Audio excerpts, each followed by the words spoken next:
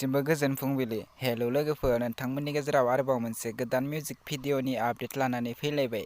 नैबे गोदान भिडिअनि फुल आपडेटखौ मिथिनो थाखाय नैबे भिडिअखौ जोबजासिम नायनो नांगोन आरो आं नैबे भिडिअनि लिंकखौ बे भिडिअनि डेस्क्रिप्शनावबो होनानै दोनगोन। नोंथांमोना डेस्क्रिप्शनाव थांनानैबो बे गोदान बड' भिडिअखौ नायनानै लाहैनो हागोन।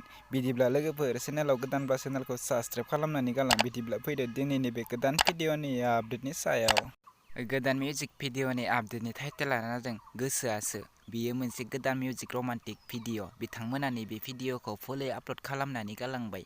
नैबे भिडिअनि कास्टफोरानो जादों दिप्यन बरगयारी आरो मनिषा मुसाहारि। लोगोफोर, नैबे मिउजिक भिडिअआ जोबोरैनो मोजां जादों।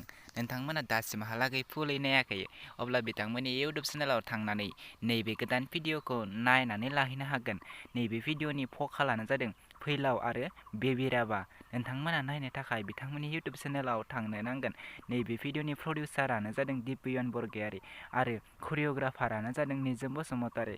लोगोफोर, थुनलाइ प्रडाक्शन इउटुब चेनेलाव थांनानै बिथांमोननि नैबे गोदान मिउजिक भिडिअखौ नायनानै लाहैदो आरो आं बिथांमोननि बे भिडिअनि लिंकखौ नैबे भिडिअनि डेस्क्रिप्शनाव होनानै दोनदों। नोंथांमोना डेस्क्रिप्शनाव थांनानैबो बे गोदान मिउजिक भिडिअखौ नायनानै लाहैनो हागोन आरो चेनेलखौ दासिमहालागै साबस्क्राइब खालामाखैब्ला बिथांमोननि इउटुब चेनेलखौ साबस्क्राइब खालामनानै होदो आरो भिडिअखौबो लाइक, शेयार, कमेन्ट खालामनानै होदो।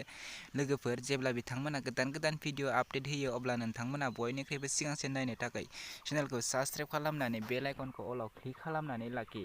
बिदिब्ला लोगोफोर, दिनैनि बे गोदान भिडिअनि गुसुं आपडेटआ बेखिनियानोसै। आंनि चेनेलाव गोदानब्ला चेनेलखौ साबस्क्राइब खालामनानै होदो। आंबो बेफोरबायदि गोदान भिडिअनि आपडेट लानानै फैबाय थायो। लोगोफोर, नेक्स्ट भिडिअनि आपडेटखौ नोंथांमोननि गेजेराव थाबैनो लानानै फैफिनगोन। चेनेलखौ साबस्क्राइब खालामनानै भिडिअखौ शेयार खालाम।